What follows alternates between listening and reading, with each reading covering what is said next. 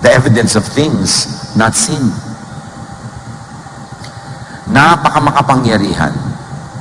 Parang mula sa physical world, papasok ka sa spiritual world where everything can be reordered and rearranged, and your entry point is faith, is thought, is prayer, is word. Napakamakapangyarihan ang salita. At dyan napaka-careless ng maraming tao kung ano-ano pinagsasabi nila. Kaya tuloy ganun ang nangyayari sa buhay nila. Minumura nila yung anak nila, minumura nila yung asawa nila, minumura nila yung buhay nila. Kaya nagkakandamura-mura ang buong buhay nila. Kasi ang salita ay susi sa pagpasok sa invisible sacred space. Lalo't ang salitang ito ay taus-puso galing sa damdamin. Ito ang hindi batid ng marami, na may makapangyarihang kakayahan ang salita, ang isip. And believers can tap into heavenly realms where everything is possible and turn potential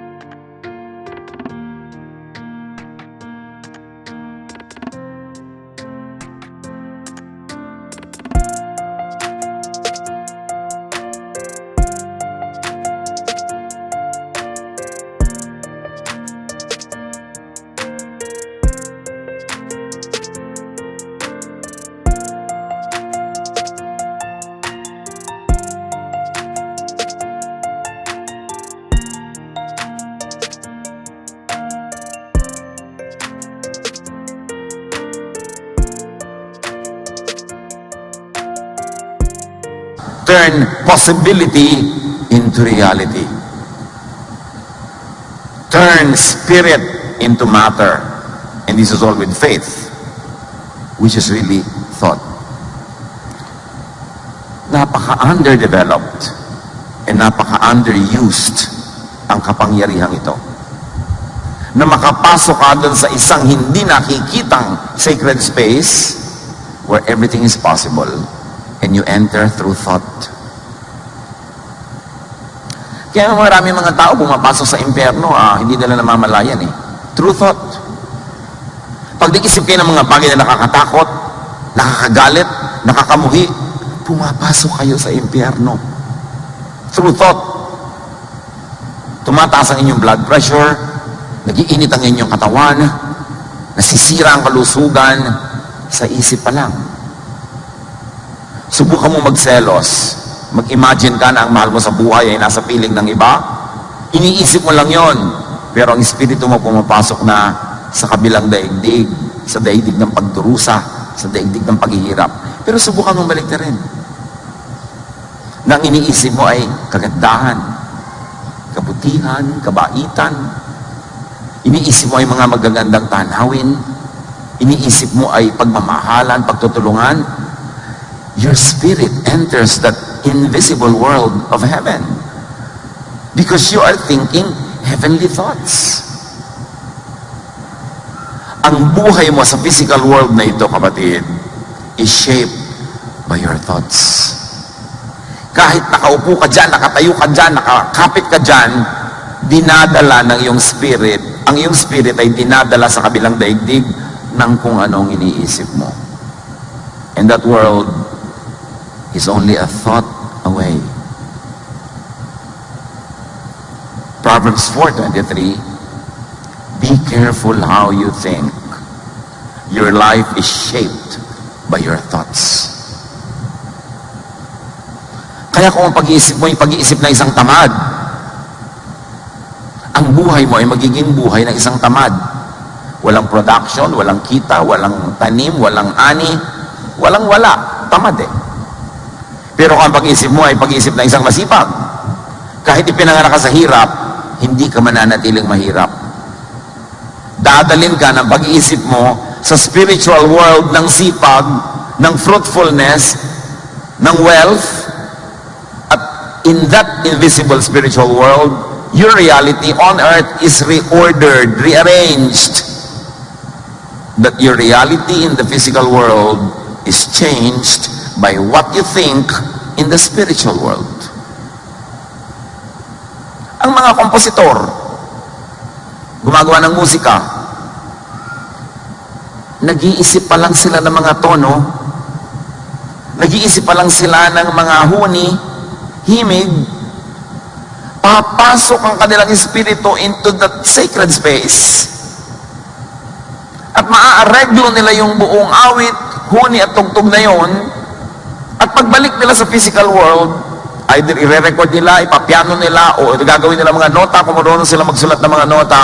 At ang ibinigay sa kanila sa spiritual world na tugtog, madadala nila sa physical world. At pag tinugtog nila o kinawit nila, madidinig nating lahat. They become physical, material notes and sound waves that we in the material world can see and hear, which they who are artists, who are priests between the two worlds, go to that invisible world, make that invisible reality real in the spirit, and bring it back to earth. Kaya ganyan din yung mga pintor. Titingin sila sa isang canvas na walang laman, pero papasok sila into that spiritual world of inspiration. And God is God of inspiration and creation. At mabubuo nila sa kanilang isip ang isang komposisyon na ipipinta nila, at dahil sa husay ng kanilang kamay ay ipipinta nila in the physical way para makita ng ating physical eyes, kasi tayong hindi mga pintor at artist, hindi natin makikita yung nakikita niya dahil nakikita niya lang yun sa spiritual world. Ang tunay na artist na dadala niya sa physical world, yung nakikita niya sa spiritual world at naipapakita sa ating mga ordinary mortals who are not as gifted. Ganun din ang mag-aaral ng mga hiwaga ng Diyos. May mga nag-aaral, may mga nakikita, na magpatiwa-tiwari ka man dyan maghapon, di mo makita. Pero sa pupunta niya, doon sa invisible sacred space, ipinakikita sa kanya ng Espiritu. At pagkatapos ay pinagtitiwalaan siya, dalin sa physical world. Gawing salita, gawing sulat, gawing libro, gawing study. At nalalaman na rin ang lahat na hindi naman original na pinagkalooban. Mahiwaga yung sacred space. Pero doon lahat nangyayari. May mga tao naman baligtad. Nag-iisip sila ng lahat ng mga kademonyohan. Pumapasok ang espiritu nila sa mga demonyo world. At yung mga nabubuo nilang masasamang balak, mga masasamang tangkain, dadalhin nila sa physical world, they will actualize it, they will do it, and they kill people, and they rape people, and they destroy. Because there's a very thin line between the spiritual world where everything happens and the physical world where we are limited. And through thought, through word, through faith, through prayer, we can enter that world and make things happen. Ibinigay ng Diyos sa mga anak niya na nilikha sa wangis niya ang kapangyarihang yon. Kaya sinabi, be careful how you think. Your life is shaped by your thoughts. Bakit ka ganyan ngayon? Walang ibang dapat sisihin o purihin o pasalamatan. Walang dapat na managot kundi ikaw lang. Kasi ang mundo mo nililikha ng paraan ng iyong pag-iisip. At ang iniisip mo, lagyan man yan ng religious label o hindi, yan ay prayer. And God answers prayer. On automatic. Hindi na ine-edit pa ng Diyos ang dalangin mo. Hindi sasabihin mo, ay, gandahan mo yung dalangin mo, baka pangit ang dumating sa'yo kasi pangit ang pinagpe-pray mo. Pag ipinag-pray mo, pinaniwalaan mo, automatically nagaganap. Paminsan-minsan, God reorders and prevails, pero miracle na ang tawag dun. But God has created nature to be on automatic. Hindi niya kailangan sumali sa bawat desisyon na gagawin ng nature. Bawat isang bato na malalaglag, hindi na kailangan Diyos pa ang magdesisyon. Predetermined na ang law of gravity. May dalawang nagbanggaan na tumatakbong bata, yung isa ang laki-laki, yung isa ang liit-liit, ang tatalsik yung maliit. Kasi predetermined na ang law of velocity, ang law of physics. Hindi na kailangan bawat isa ay makialam pa ang Diyos. Set na yan. So anong pinag-iisip niyo mga kapatid? Lagi nyo bang iniisip na, naku, magkakasakit na ako, matanda na ako, tataas ang presyon ko, dadami ang blood sugar ko, magkakaganito na ako, magkakaganon. Anong iniisip nyo? Ano mga pinag-uusapan nyo pa nakikita-kita kayo? Paligsahan kayo ng mga sakit. Ang mga asawang babae, paligsahan ng kalupitan ng kanilang mga husbands. Ano mga pinag-uusapan natin? Prayer yan. Basta lumabas sa bibig mo, kahit walang in Jesus name, amen, prayer. Hindi pinipili ng langit kung prayer yan or not. Lahat prayer. Thought shapes reality. To change reality, change your thought. Paano ko po babaguhin ang buhay ko? Baguhin mo ang pag-iisip mo. Mababago yan. Wala yan sa kamay ng iba. Tingnan niyo ang mga bayan na api ng ibang mga lahi. Pag nag-isip silang palayain ang sarili nila, maghihimagsik sila, umaalma, at lumalaya. Kapag alipin ka ng iba, nagpapaalipin ka kasi.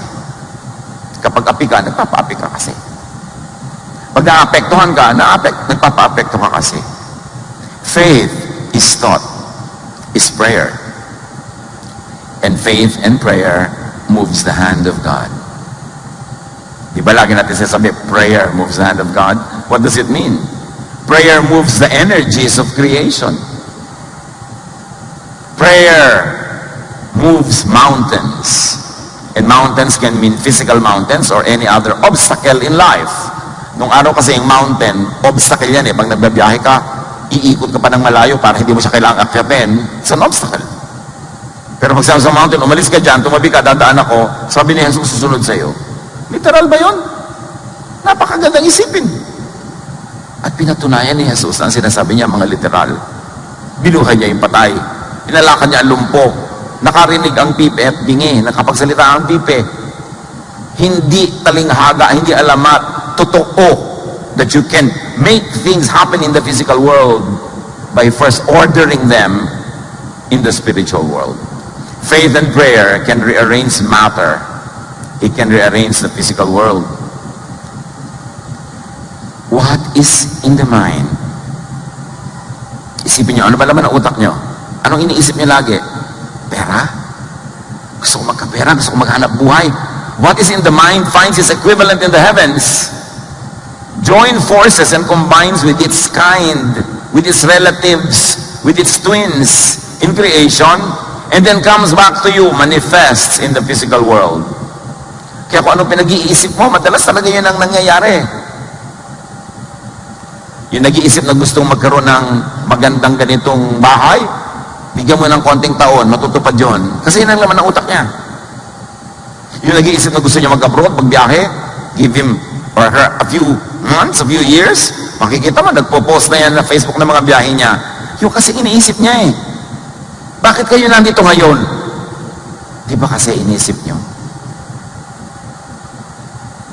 Yung mga nag-celebrate ng 25th anniversary ng kanilang kasal, ba't nagkaroon ng celebration? Inisip nila, magsi-celebrate sila eh.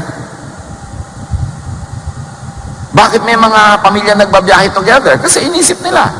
Bakit may mga naghihiwalay na mag-asawa? Kasi inisip nila. Ang iniisip natutupad. Kaya sabi, bantayan mo kung anong pinag-iisip mo. Eh, paso bakit po yung mga ibang iniisip ko hindi natutupad? Eh, baka naman wala sa isip mo yung iniisip mo. Baka guni-guni mo lang na iniisip mo. Akala mo lang. Katulad ng marami nagpe-pray. In Jesus' name, in Jesus' name, in Jesus' name. Pero yung pala, bukang bibig lang yun. Hindi galing sa puso. Tandaan nyo, yung tunay na nakakapagpagalaw, yung galing sa puso. Yung totoo. Yung taos.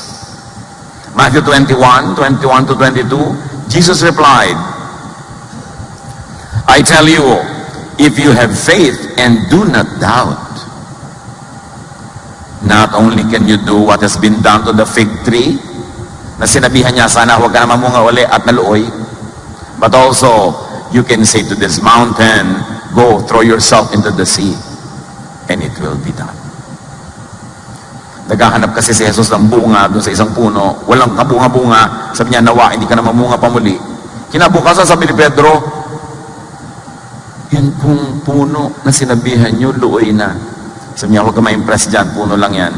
Kung ikaw na nanalig, kahit yung bundok na malaki nakikita mo, pwede mo ring utusan. Matthew 21:22, if you believe, which really says if you think, you will receive whatever you ask for in prayer. Bakit po pray ako ng pray, hindi mangyari? Hindi ka naniniwala. Gusto mo lang papaniwalain ang sarili mo kasi gusto mo yung outcome, gusto mo matanggap. Pero ang totoo, hindi ka naniniwala. Kaya hindi nangyayari. Kasi kung naniniwala ka, sabi ni Jesus, mangyayari. Ang pinakamalaking disiplina na dapat gawin ng isang mananampalataya, disiplinahin ang pag-iisip. Kung may tinitirhan ang Espiritu ng Diyos sa bahagi ng ating katawan, yun ay ang ating utak at ang ating puso. Binabantayan natin kung ano ating niloloob. Kasi ating niloloob ay lalabas, mangyayari sa labas. Prayer is not only your formal or formula words. Prayer is what you think, what you believe in, what you say, and do. Kaya pag sabi mo, itong anak ko na to, malayo mararating ito, may kinabukasan ito, prayer yon. Pero pag sabi mo, ito wala itong pag-asa, tingnan mo lang, walang mangyayari dito, prayer yon. Sumpa yon. Prayer is what is most intense, heartfelt, numerous and consistent of your thoughts, of your words, and your body language. So pag sinuri ninyo, bilangin nyo, ilang beses yung sinabi ang ganitong salita sa isang araw. Ilang beses yung inisip ang ganitong isipin. Ilang beses kayong umarte sa inyong katawan na hindi ka naniniwala o umaasa ka. Body language. Prayer lahat yan.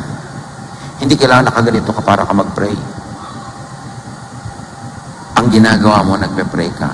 Halimbawa, nagbubungkal ka ng lupa, tinatanim mo, dinidiligan mo. Ang totoo, nagdarasal ka. Nagdarasal kang lumaki at mamunga o mamulaklak yung tanim mo. Pero may halaman, tuyong-tuyo, tinatamad ka magdilig. Dasal yung ginagawa mo. Nagdadasal kang mamatay yung halaman. Hindi kailangan maging salitang Jesus in Jesus' name para maging dasal. Yun ang pinakakadiin-diin ko mga kapatid. Kasi gano'n ang karaming dasal ang sinabi nyo in Jesus' name, hindi naman natupad. Hindi magic yung in Jesus' name. Kailangan yung taos puso. At pag taos sa puso ang paniniwala kay Jesus, kahit di mo sabihin in Jesus' name, daig mo pang sinabi yun. Huwag daanin sa formal or formula words ang dasal. Kaya nga sabi ni Jesus, huwag niyong tularan niya mga pagan. They think they'll be heard for their many words. You are always praying. Nakikinig ka sa isang mensaheng ganito, you are praying na turuan ka ng Diyos, palaguin ang iyong pananalig. Pero nakaupo ka dyan, tapos yung kamay mo nasa loob ng bag, text ng text, ipinagpapray mo, nawa ko maintindihan lahat. Makita ko na why sinasabi dito sa text, yun ang prayer mo. Yun ang mangyayari. Because what you do with your body is prayer.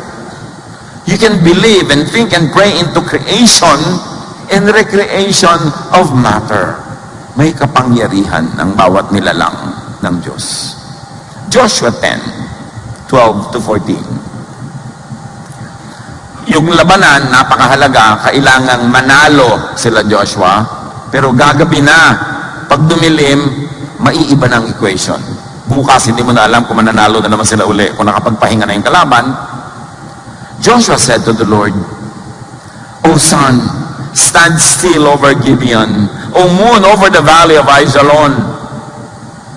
So the sun stood still, and the moon stopped.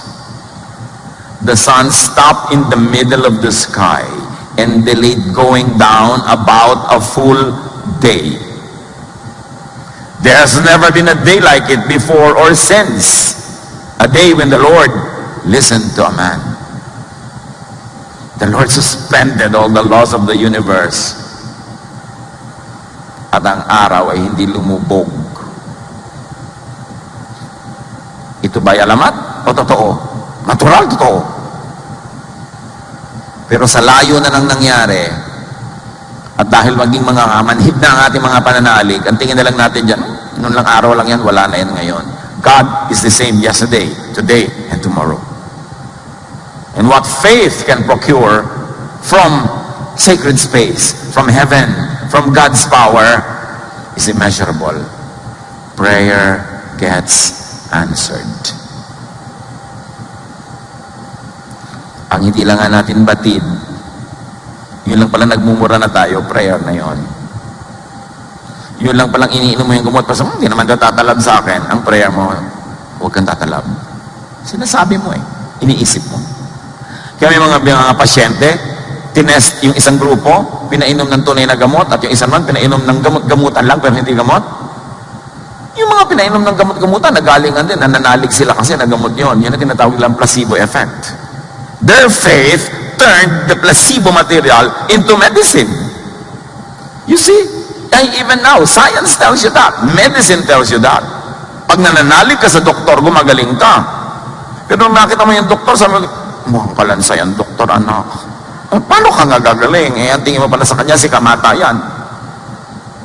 Doon tayo walang kadisiplina. Yung iisipin mo, yung gusto mo mangyari.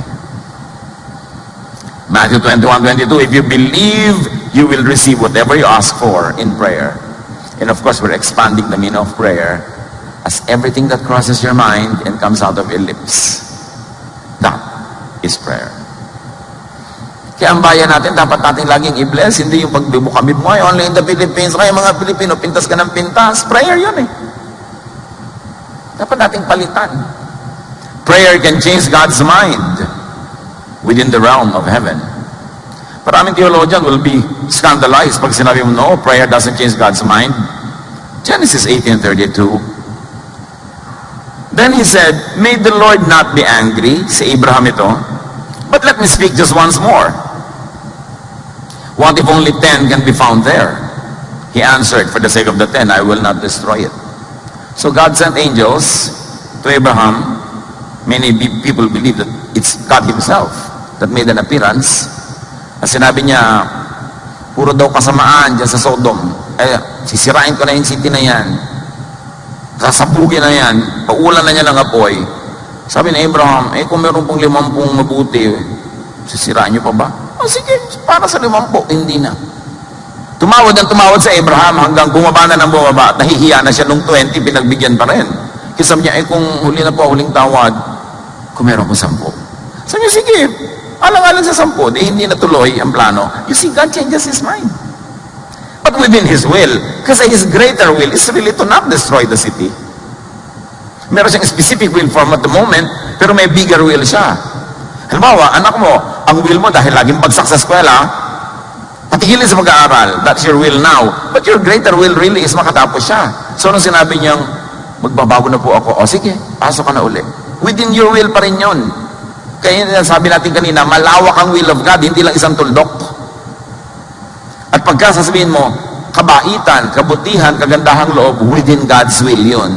Kahit ang una niyang will, paluin ka o ituwid ka, pero mabait siya, kung makikipag-deal ka sa kanya, mas gusto niya rin pa talagang alagaan ka at mahalin kaysa mapalo ka dyan.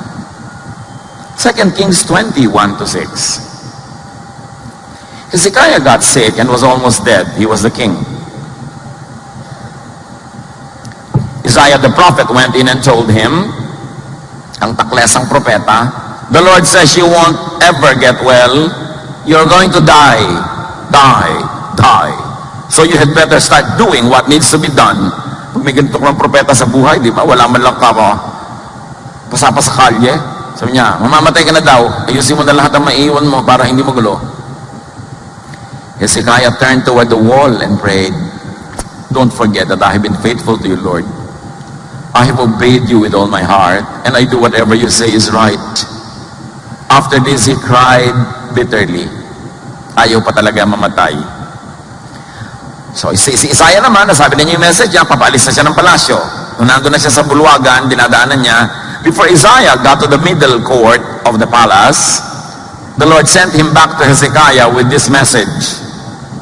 Hezekiah, I have heard you pray, and I saw you cry. I will heal you, so that 3 days from now you will be able to worship in my temple. I will let you live 15 years more. God changed his mind. Dahil may nagdasal. God's plan pa rin yun. Kasi talaga namang gusto ng Diyos, maayos at pagbigyan ng mga tao. So, hindi naman niya ikapapahamak na pagbigyan ka. So why not try? Yung mga hihingi lang nga sa Diyos, Diyos ko, bigyan niyo po kami ng ganito. Damihan mo na. Ano naman ang malay mo? Ibigay. God's will pa rin. Because what we know about God is very good and very kind and very generous. Now, even Jesus adjusts his so-called time in answer to Mary's prayer about the wine. May isang handaan na ubos ang alak, nakita ni Mary, kamag-anak siguro nila yung lalaki nung kasalan na yon, responsible sila na ituloy ang handaan, lumapit si Mary kay Jesus, obviously asking for something great to be done. Sabi niya, wala nang alak, anak. John 2:4-5 and 7-9. Dear woman, sabi ni Jesus kay Mary, why do you involve me? My time has not yet come. Akala niyo ba nakinig si Mary sa sabi ni Jesus that my time has not yet come? Not to be daunted and discouraged, tinawag niya yung mga katulong. His mother said to the servants, do whatever he tells you. May gagawin yan. Kung anong iutos sa inyo, no matter how absurd, do it. Jesus said to the servants, fill the jars with water. So they filled them to the brim. Hindi naman dapat lagyan yun ng tubig kasi ginagamit yun sa isang ceremonial washing. And they were not gathered that day for a ceremony. They were gathered for a celebration. So absurd yung request. Pero sabi na ni Mary, inunahan na niya ano, ipagawa sa inyo, gawin nyo. Then he told them, now draw some out and take it to the master of the banquet. They did so. And the master of the banquet tasted the water that had been turned into wine. Ano sinasabi ni Jesus na may hour has not yet come? Sabi ni Mary, gawin niya ang iutos sa inyo. Jesus' time pa rin yun. Because the time of Jesus is a time to be good. And so the meaning of his time was extended. The request of Mary was accommodated. You and I can request for other people. We can intercede for people. Hindi lang si Mary. Huwag laging Mary, pray for us. Mag-pray ka para sa sarili mo. Huwag mo siya papagurin. Diba? Ipag-pray ko po si ganon. Di ikaw na mag-pray. Kasi lahat tayo, binigyan ng Diyos ang karapatang mag-intercede one for another. Try and believe. There's no harm in trying. Kaya sabi niya, my hour has not yet come. Sabi ni Mary, may papagawa siya, sundin niyo. It happened. Bakit nangyari yung first miracle of Jesus? Kasi inimagine ni Mary, nadadami pa ang alak, tuloy pa ang party, masaya pa yung mga kamag-anak at mga taong yon. Yun ang nangyari. Because that was what is on her mind. It came out of her lips. It reached sacred space in the ears of Jesus, and the desire, the prayer of Mary in her heart became reality. Naging tunay na alak na naiinom. Yun yung sinasabi natin, nahuhugot mo mula doon sa kabilang daigdig, dinadala mo sa physical world, at ang pananampalataya ang humuhugot at humuhubog doon. Life pulsates in cycles. Lahat cycle. Kita nyo tayo, inhale, exhale. Pag tinignan mo sa microscope ang mga living things, para silang titibok-tibok. Lahat kakalaw-galaw, titibok-tibok. And even science tells us that even we are light pulsating. Kaya may mga tao nakakakita ng light mo, nakikita yung aura mo eh. Titibok-tibok ka na ganoon. And the heavenly realm, in that sacred space, creation is in motion. And because it is in motion, it can be rearranged. It can be reconstituted in spirit, by the Spirit. Nakapagpatingin na po ako sa isang bone setter, isang nag-aayos sa mga pilay-pilay, mga kuno ano. Hindi ka lang niya hinihilot, gagalaw-galaw ka. Halimbawa, papagalaw-galawin ka niya, at sa gitna ng galaw mo, doon niya imamanipulate yung joint mo while you are moving. Because in between points and in between positions, there is a great possibility to maneuver. Kaya halimbawa, masakit ang balikat mo, gaganong-ganunin ka niya, pag gagalaw, tsaka bigyan gano'n. Iniintay niya kung saan maganda yung timing. At gano'n ang creation. Everything is moving. Kailan magandang pumasok at sumingit? Between dry season and wet season, between cold and hot. May mga in-between. Kasi nagpapalsate, puro cycles ang buhay. 1 Kings 17:1. Now Elijah told King Ahab, As surely as the Lord lives, there will be no dew or rain during the next few years until I give the word. Sinabi ni Elijah, there will be no rain, hindi hahamog. Napakatagal na panahong hindi humamog. At nung sinabi na niyang uulan na, umulan na. 1 Kings 18, 42 to 43 and 45. Elijah climbed to the top of Mount Carmel and bowed low to the ground and prayed with his face between his knees. Medyo mahirap gawin ito. Ewan ko kung gusto niyo subukan. No? Pero inilagay niya yung ulo niya sa pagitan ng kanyang mga tuhod at siya ay halos dumikit na yung mukha niya sa lupa. Then he said to his servant, go and look out toward the sea. And soon the sky was black with clouds. A heavy wind brought a terrific rainstorm. Yung posture ni Elijah nag-create ng rain clouds. Ano kayang hiwaga yan na hindi na natin alam ngayon? Kaya marami mga ancient people, pagka hindi umuulan, nagre-ritual sila, may ginagawa sila mga kung ano-ano, dahil napapatunayan nila sa kanilang mga karanasan, umuulan nga. May mga alam ang mga sinaunang tao kung paano papasok doon sa sacred space. Paano hilahin mula doon patungo sa ating literal physical space, yung arrangement na gusto natin. So observe the reordering of creation. Genesis lang, 1 to 5. In the beginning, when God created the universe, the earth was formless and desolate. So yun ang itsura. The raging ocean that covered everything was engulfed in total darkness. And the Spirit of God was moving over the water. You see, there were the waves, there was this darkness, there was a heaving, this expansion and contraction of everything around. Then God commanded, let there be light. At the right time, in between those pulsations, and light appeared. God was pleased with what he saw. Then he separated the light from the darkness, and he named the light day in the darkest night. Everything passed, and morning came. Evening passed, and morning came. That was the first day.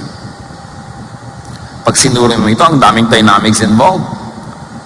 Powerful spirit to matter, manifestations happen in between, at twilight or break of dawn, between day and night. Yung day and night masyadong mystical. Di ba? Nagpapalsate. Inhale, exhale, night, day. Sa pagitan ng night and day, dyan maraming kababalaghan nagaganap. Kaya nga mga matatanda sa probinsya, pag dumidilim na, yung halo ang dilim at liwanag, huwag kang bababa anak, dito ka na lang muna, baka kamanuno. Yung mga iba, naku, may nangyayari na, bumababa na ang butike mula sa poste patungo sa lupa. Yung mga nagdadasal, kailangan daybreak, kailangan dawn. Napatunayan na kasi ng sangkatauhan, maraming hiwagang nagaganap between night and day. In between pulsations of the universe, in between inhale and exhale, somebody can die and somebody can be born. Kaya pag pinalo yung bata, iiyak siya in between. Marami, mahiwaga. Huwag na natin alamin. Ang mahalaga lang, bantayan mo. Creation is always rearranging in cycles. Why are we saying this, brothers and sisters? Because in your own life, a lot of rearrangement happen. Meron ka mahal sa buhay na binawian ng buhay. So, that's an in-between time. Between life and non-earthly life. Meron namang ikakasal between being single and being married. That's an in-between time. Marami tayong in-between moments. At pag binantayan mo yung in-between moments na yon, and you have faith in God, and you are sensitive to God's will, that is the time to pray. May oras. Tingnan niyo si Jesus, may oras sa mga dasal niya. Ang haba-haba, ang tagal-tagal. Eh sabi niya, don't pray with too many words. So anong ginagawa niya? Ang haba-haba nung dasal niya? Hindi natin alam. Pero, ang prayer ni Jesus, ang prayer life niya, kasabay ng mga paggalaw ng creation. Hindi ito isang superstition. Sa Bible, ang daming example. Ang nalimutan na lang kasi natin maging spiritual. Ginagawa na lang natin parang mechanical. Magpe-pray ka na lang kahit kailan, kahit anong oras. Kasi sabi, pray without ceasing. Kasi you think without ceasing. Even you're asleep, you are thinking unconsciously. Yun ang prayer mo without ceasing. What you think of? Creation is always rearranging. Ecclesiastes 1:5-7. The sun still rises and still goes down, going wearily back to where it must start all over again. The wind blows south and the wind blows north, round and back again. Every river flows into the sea, but the sea is not yet full. The water returns to where the rivers began and starts all over again. Cycle lahat. Kaya yung laging lalabas sa dyaryo pagka medyo March, April, o wala ng tubig ang Angat Dam, natatakot na ang lahat. Mamaya naman, flooded na, natatakot na naman ang lahat. Laging ganun nauubos as dumadami kasi cycle nga Alam nga hindi na umulan kahit kailan. Sa puputay mga ulap. Cycle lang lahat, kaya hindi ka dapat matakot. Yung tinatawag ni Jesus na end of time, it was an end of a time cycle. Perhaps a climate cycle, a political time, a political climate, a religious regime. The end of time doesn't mean the end of the planet. It's the end of a cycle. And at the end of every cycle, a new cycle begins. Kaya kung minsan parang may namatay sa buhay mo, mahal mo parang the end na ang lahat, pero pag nanalig ka at binuhay mo ang iyong loob, a new life actually begins. Kasi wala naman talagang end. You know why there's no end? Because God is the beginning and the end. He's the Alpha and the Omega. Every Omega, there's an Alpha that happens. Every ending gives space to a new beginning. Cycle lang lahat. Kaya pag namatay ang physical body mo, magsisimulang mabuhay ng namamayag pagkat namumulaklak ang yung spiritual life. Something ended, a new begins. A new thing begins. Pag naintindihan natin lahat yan, mawala yung mga fear. Mga needless apprehensions. At magkakaroon tayo ng very powerful prayer life. Because in between cycles, at the end of each time cycle, are great openings for change. Kaya yung mga cycle na halimbawa, bata naging binatilyo, one cycle ended, another begins. Pag tama ang pasok mo sa pagkabinatilyo mo, ang ayos ng pagbibinata mo. Pag mali ang pasok mo, ang gulo-gulo ng iyong pagbibinata. Pagpapasok ka sa isang married life, na ang tama ang pasok mo, ang ayos-ayos ang iyong married life. At pag ang gulo-gulo, mag-intay ka ng bagong cycle. Nagkaroon kayo ng anak. Wow, another cycle begins. It's time for change.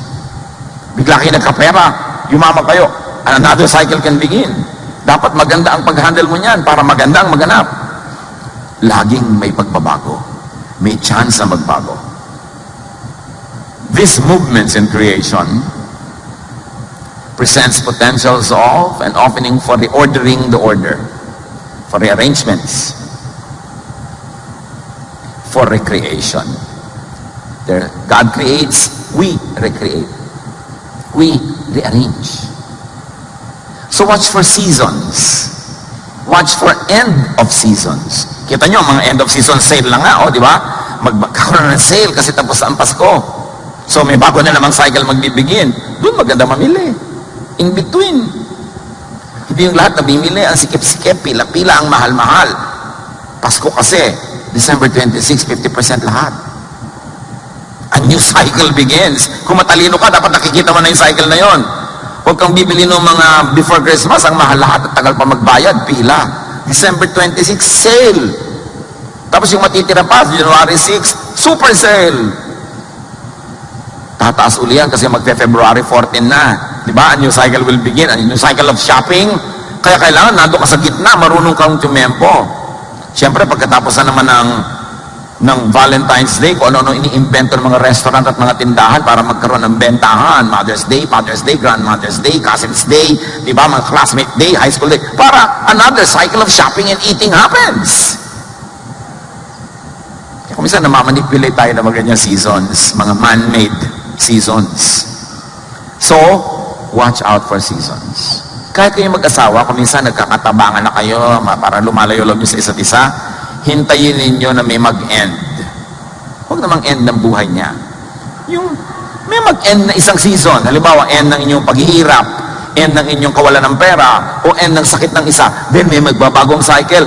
It's a time to seize the moment and can introduce wonderful changes brought about by your prayer, by your faith, by your informed knowledge of God.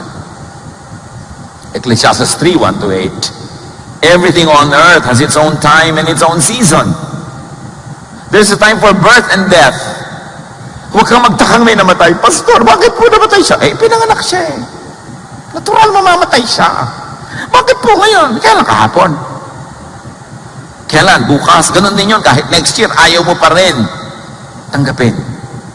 Kapahagi yun ang buhay. There's time for birth and death, for planting and reaping, for killing and healing, destroying and building, for crying and laughing, for weeping and dancing. Dapat lang kung ano yung time, yun sumakay ka dun. Huwag mo kontrahin. There's a time for throwing stones and gathering stones, for embracing and parting. Yung mga magnobyo, sana naman huwag naman kayo sa escalator mag-embracing sa ibang lugar, no? Pero yung iba talaga para mauubusan ng nobyo kung makasampay, escalator naman. Konti namang, kunwari, conservative ka. Di ba? Kasi nakaka-disturb na sa ibang tao yan. There's a time for embracing, there's a time for parting. There's a time for finding and losing. Alam nyo, in everyday life, something is lost, something is gained. May nawala. O ganon, sa mga ganon. Ecclesiastes 3:6. There's a time for losing. Huwag ka na magmukmok. Nawala na. Hinanap mo, hindi mo na nakita. End of it, move on. Kasi another cycle will begin. When you lose something, another cycle of gaining something will come. But if you're always looking backward to what you lost, you don't have time to look at what you're gaining, you lose time. There's a time for keeping and giving. A time for tearing rather, and sowing. A time for listening and speaking. There's also a time for love and hate, for war and peace. Walang surprise sa mundo. Lahat yan mangyayari in a lifetime. Cycles lahat. Huwag kang makipagtunggali sa mga nakatakda. Sakay ka lang. Do the best out of whatever is happening in your life right now. And there's really no end. The end is only a pause for yet another beginning. The end of a dream is not the end of the world. The end of a career is not the end of your life. The end of a romance is not the end of your well-being. Walang end. Everything continues to recycle. And strongly, at in-between and ending times, sa pagitan ng ending at beginning, nandun ang very strong presence ng Diyos, the Alpha and the Omega, where the ending becomes tangent with the beginning. Where at one point, the ending meets the beginning, that is where God works most powerfully. Kaya tatandaan nyo, may nag-e-end. Nag-retreat ka, nare-realize mo yung mga kamalian. That's the end of that ignorance. God is so strongly present because there's a new beginning that will happen. Because God is the beginning and the end. Even the arrangement, kung gusto mo gawing geometric arrangement yung mga verses na ito, makikita mo where it is most powerful to introduce changes in your life.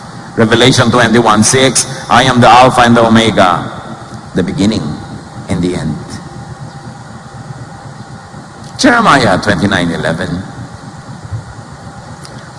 God says, for I know the plans I have for you. Plans to prosper you and not to harm you. Plans to give you hope and a future. So sa Diyos ka kumapit, hindi sa tao, hindi sa pera, hindi sa career, hindi sa anything. Kasi pag sa Diyos ka nakakapit, dumating at umalis lahat ng mga yon, nakakapit ka kay Alpha and Omega, you are secure. Yung kaligayahan mo, make it co-existent with the presence of God, not with the presence of just people, because people come and go. Not with the presence of material things or success, because success can sometimes become like failure. At hindi ka dapat up and down, kung saan ka dali ng alon, steady ka lang, because you are standing on the rock. The solid foundation of our faith, the love of the Father, revealed in Jesus. It's time to operationalize religion and faith into something that brings you a steady emotion, stability, kindness, goodness, faith. And no matter what the end seems to say, it's always just the beginning of a new cycle. Huwag sobrang lumingon sa natapos na. Huwag sobrang tumingala sa malayo pa ang atupagin yung narito ngayon, here and now, because here and now is the only thing you have. Now is the only time you have. Yesterday is gone, tomorrow is not yet here. You have now. Don't waste now.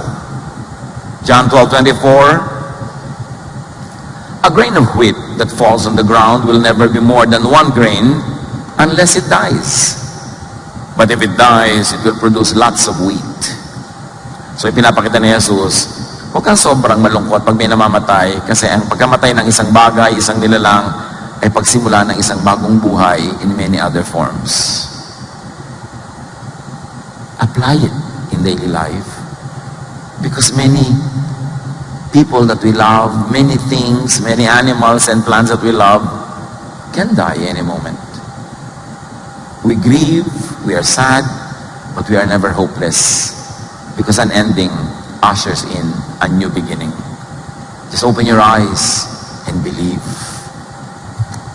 Modify, rearrange, change, recreate your reality, your physical world with faith. Kahit sa health, mga sakit, mga disabilities, manalig sa ibig mangyari at manalig para mangyari. Remember, faith is prayer and prayer gets answered. Change reality with thought. Isipin ang ibig mangyari. Huwag niyong isipin yung ayaw niyo mangyari. Bakit niyo papatagalin sa loob ng iyong isip, sa inyong guni-guni ang ayaw niyo? Yun ang nagiging prayer niyo. Huwag mong iniisip na, naku, ang asawa ko mamamatay, maghihirap ako, ganito. Yun ang laman ng utak mo, palitan mo yun. Isipin mo ang ibig mong mangyari, hindi yung ayaw mo mangyari. At isipin para mangyari. Because by now, we have already established beyond doubt na pag iniisip mo nangyayari. Proverbs 23:7, for as he thinks in his heart, so is he. Romans 12:2, do not conform to the pattern of this world, but be transformed by the renewing of your mind. Huwag kang nakiayon sa takbo ng nangyayari kahit kanino na lang. Baguhin mo ang nangyayari. Baguhin mo ang iniisip mo. Change your world by changing your thought. May mga bata na lumaki sa hirap na hirap sila, masikip ang bahay nila, wala silang makain. Sinasabi ng bata ito, ayokong lumaki ng ganito.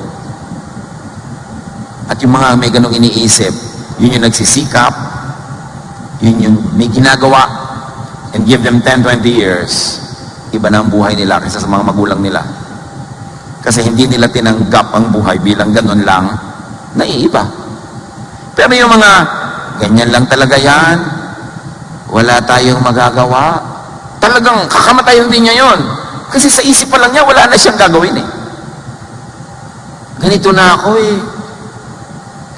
Wala na akong magagawa tungkol sa sarili ko. Paano may mangyayari sa kanya? Siya na mismo ang nagdikta doon sa sacred space na panatilihin siyang ganun. Change yourself by changing your thoughts and words about yourself. Kaya nga lagi ko rin pinapaalalahanan yung mga prayer leader, mga sa church, kahit sa church, na yes, nagkakasala tayo, yes, nililinis tayo ng Diyos, but we must focus on the finished work of Jesus. That by His wounds we have already been healed. By His blood we have already been cleansed. Because of His sacrifice we have already been made holy by the Father. Tapos nagdadasal ka, Diyos ko, ang dumi-dumi ko po, di po ako karapat-dapat magdasal. Ba't nagdadasal ka pa? Di ka pala karapat-dapat dyan. Diba?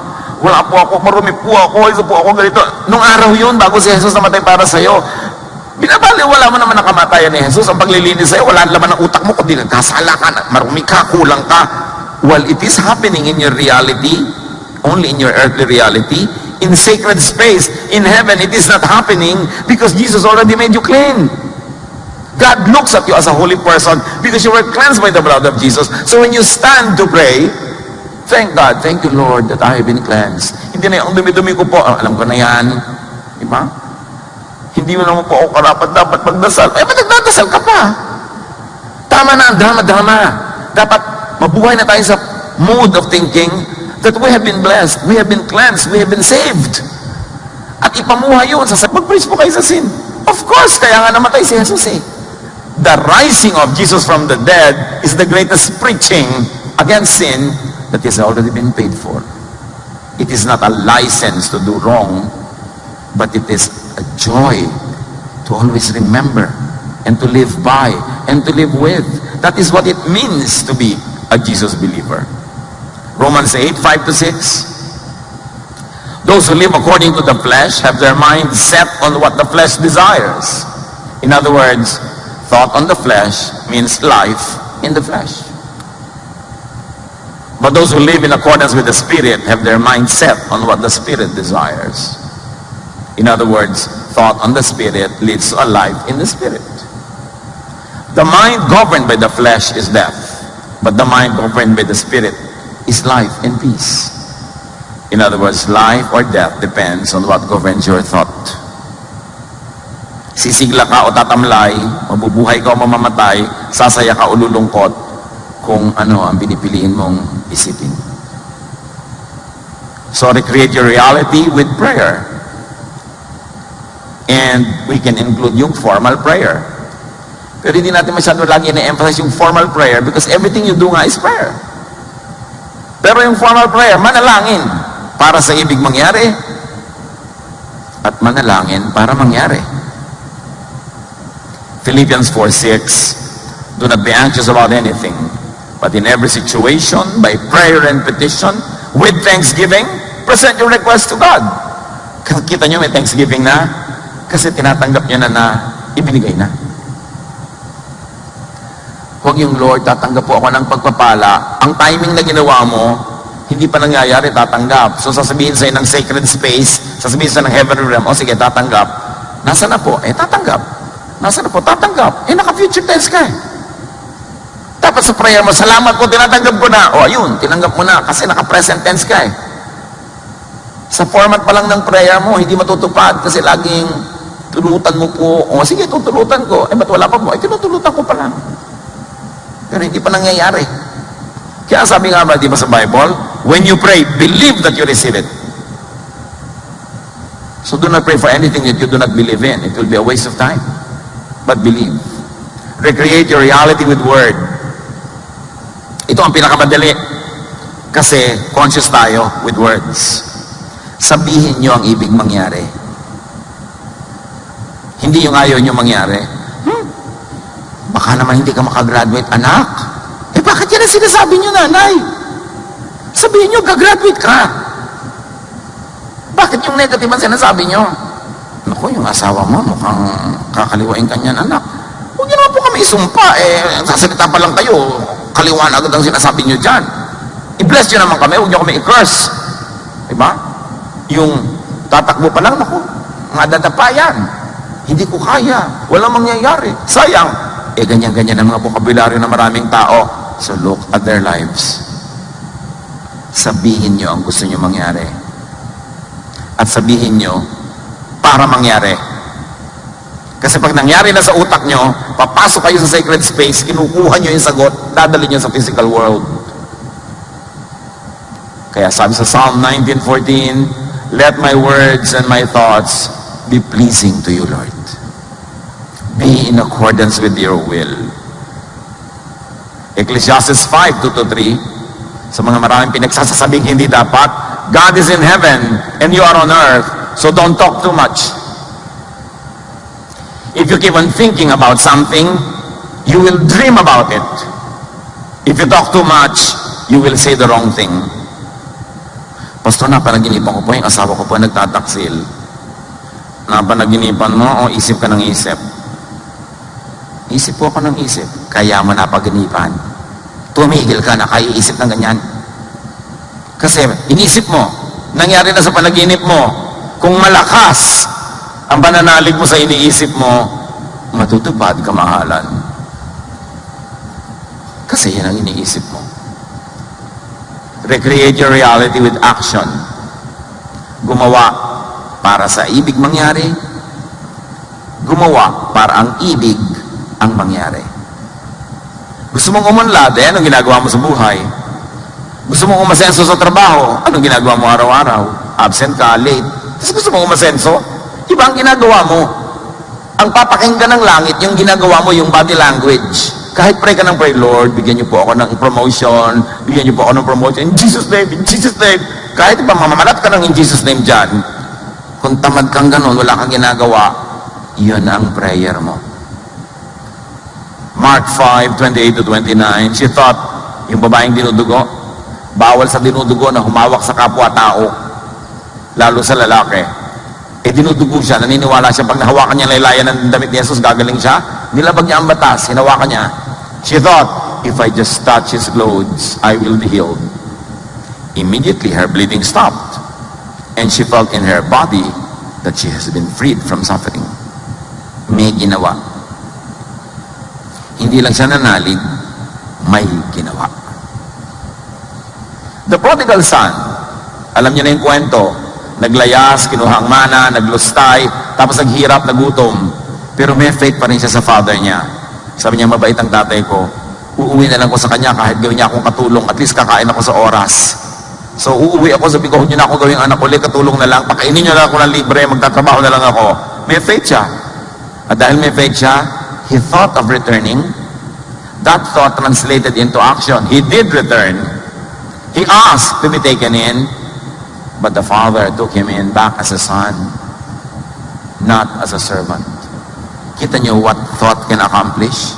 Naisip niya, bakit nga ba ako naghihirap dito? Babalik na lang ako sa tatay ko, kahit katulong ako, okay na. Naisip niya yon, ginawa niya yon, natupad. Pag may problema, anong pinag-iisip natin? Takasan yung problema? Itapwa yung problema? Inisip niya ang solusyon, ginawa niya, natupad. Meanwhile, the elder brother, na hindi umaalis, laging proper, laging correct, yung pala dahil lang wala siyang faith sa ama niya, wala siyang faith na mabait ang tatay niya, wala siyang faith na mahal siya, kaya hindi siya humingi kahit ano, hindi siya nag-party. Tapos isusumbat-sumbat niya. Sabi ng tatay niya, nandito ako lagi, nandiyan ka lagi, ba't di ka nag-party? Problema mo yan. The elder son had no faith. Therefore, he had no action. Therefore, he received nothing. Faith is everything. But believe and not doubt. James 1:6-7. But when you ask, you must believe and not doubt. Because the one who doubts is like a wave of the sea, blown and tossed by the wind. That person should not expect to receive anything from the Lord. Nagdududa ka lang naman, salita ka ng salita, sampit ka ng dasal, pero sa puso mo, di ka naniniwala, don't waste your time, wala kang matatanggap. Faith is everything. And faith is expressed by thought, even by our dreams. Faith is expressed by words, by action. Matthew 11:24, sabi ni Jesus, therefore I tell you, whatever you ask for in prayer, believe that you have received it, and it will be yours. Tingnan nyo ang past tense, present tense, and future. Whatever you ask, present. Believe that you have received, past.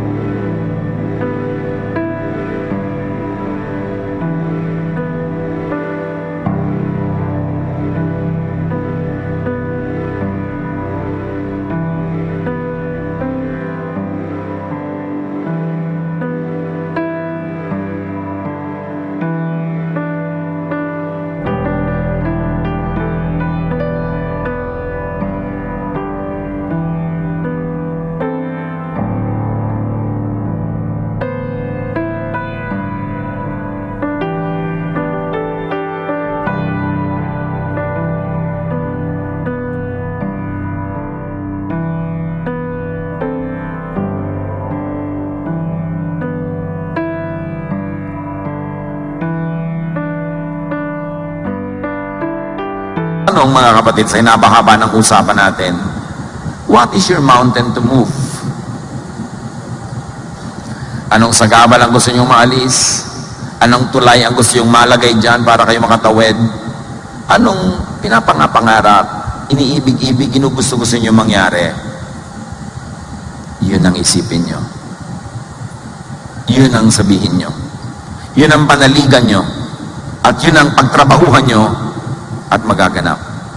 Kaya sabi, whatever is good, whatever is wholesome, whatever is beautiful, think about such things. Do not think of ugly things.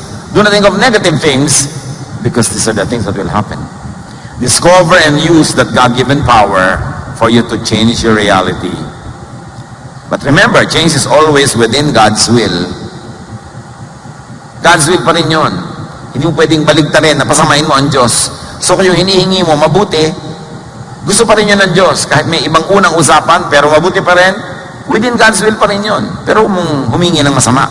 Kasi hindi pwedeng palitan ng will ng God tungkol doon. Job 42, 1-2. Then Job replied to the Lord, I know that you can do all things. No purpose of yours can be thwarted. Walang ginugusto ang Diyos na pwedeng biguin, harangan, yung will niya ang laging magaganap.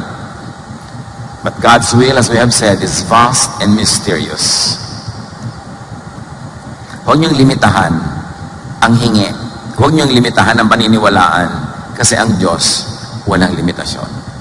1 Corinthians 2:9. This is what the scriptures mean when they say, no eye has seen, no ear has heard, and no mind has imagined what God has prepared for those who love Him. Ni hindi pa sumagi sa ating guni-guni. Wala pa tayong nakita o narinig